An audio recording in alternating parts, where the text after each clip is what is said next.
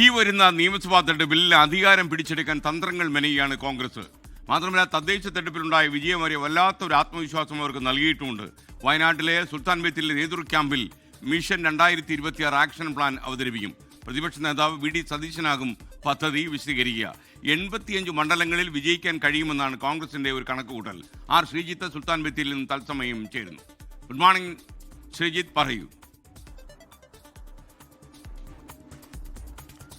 Good morning S K N. ഇന്നാണ് KPCCയുടെ നേതൃ camp ലക്ഷ്യ 2026 leadership summit സമാപിക്കുന്നത്. ഈ സമാപിക്കുന്നതിന് മുമ്പ് ഈ വിഷൻ 2026 എന്നുള്ളൊരു ഡോക്യുമെൻ്റ് അവതരിപ്പിക്കും, ഒരു രേഖ അവതരിപ്പിക്കുന്നത് പ്രതിപക്ഷ നേതാവ് വി ഡി സതീശനായിരിക്കും. ഇന്നലെ ഈ കോൺഗ്രസ് നേതാക്കളെ 3 മേഖലകളായി തിരിച്ചുള്ള പ്രത്യേക ചർച്ച നടന്നിരുന്നു. ഈ ചർച്ചയിൽ ഉയർന്ന നിർദ്ദേശങ്ങളും വിലയിരുത്തലുകളും ക്രോഡീകരിച്ച് വർക്കിംഗ് പ്രസിഡന്റുമാർ ഇന്നലെ രാത്രി തന്നെ യോഗത്തിൽ പ്രസന്റ് ചെയ്തു. അതിനുശേഷം കോർ കമ്മിറ്റി ചേർന്നു. ഈ കോർ കമ്മിറ്റി യോഗത്തിൽ തിരഞ്ഞെടുപ്പ് തന്ത്രത്തിന് സുനിൽ കനകോലു ഒരു പ്രസന്റേഷൻ നടത്തി.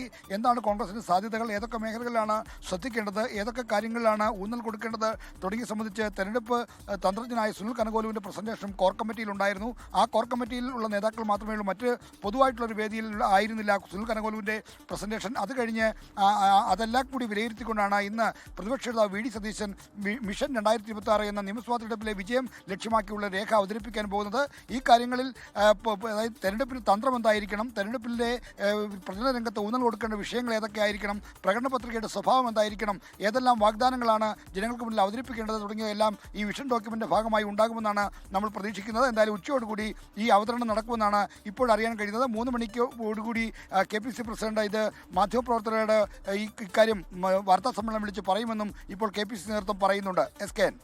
ലോകത്തെവിടെയായാലും ഏത് സമയത്തും 24 വാർത്തകളും ഓഗ്മെന്റഡ് റിയാലിറ്റി പാക്കേജുകളും എക്സ്പ്ലെയിനറുകളും വിശദമായി കാണാൻ ഞങ്ങളുടെ യൂട്യൂബ് ചാനൽ നിങ്ങൾക്ക് സബ്സ്ക്രൈബ് ചെയ്യാം.